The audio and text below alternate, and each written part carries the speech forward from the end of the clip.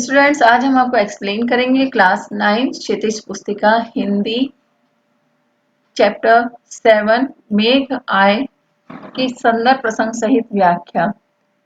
और इसका एक पार्ट हम आपको पहले ही दे चुके हैं। आज दूसरे पार्ट में हम आपको उसके आगे की कविता समझा रहे हैं।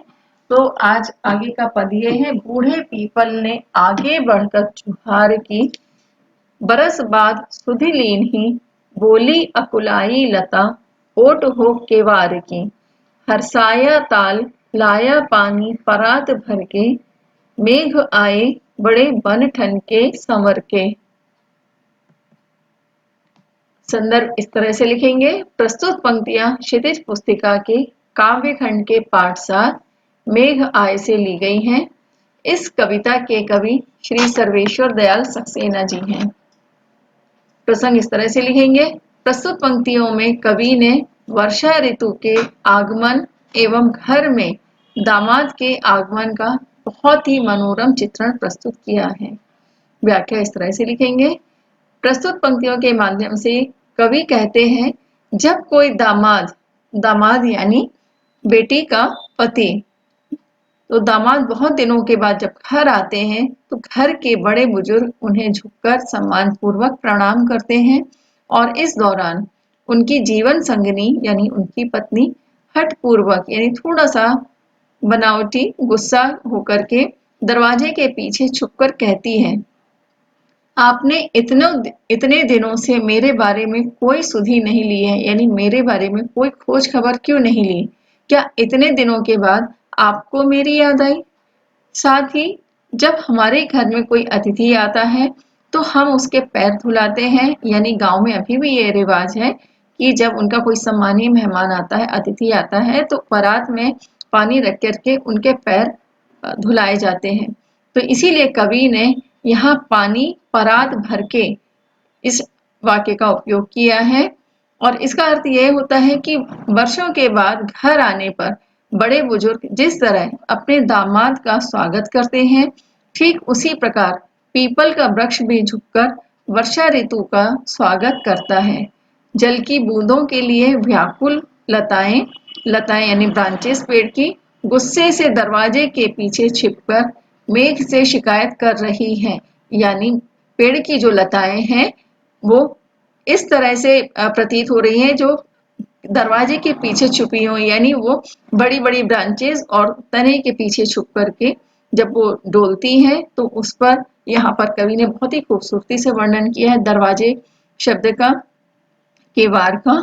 तो वो इस तरह से शिकायत कर रही हैं कि कब से वो प्यासी मेघ का इंतजार कर रही हैं और उन्हें अब आने का समय मिला है।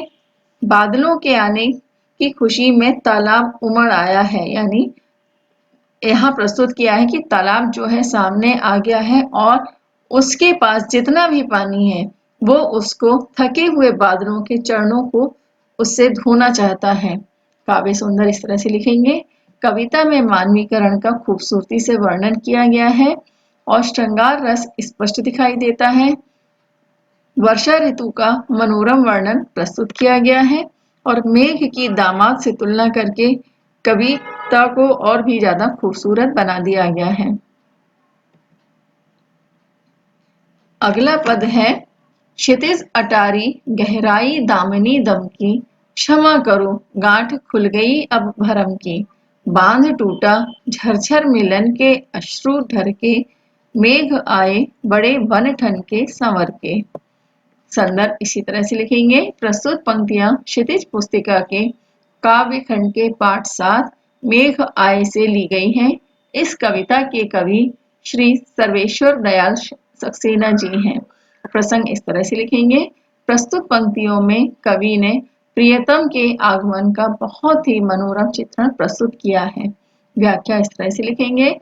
प्रस्तुत पंक्तियों के माध्यम से कवि ने यह कहने का प्रयास किया है कि अभी तक प्रेमिका को अपने प्रियतम के आने की खबर एक भ्रम लग रही थी, यानी ऐसा लग रहा था कि शायद झूठ भी हो सकता है।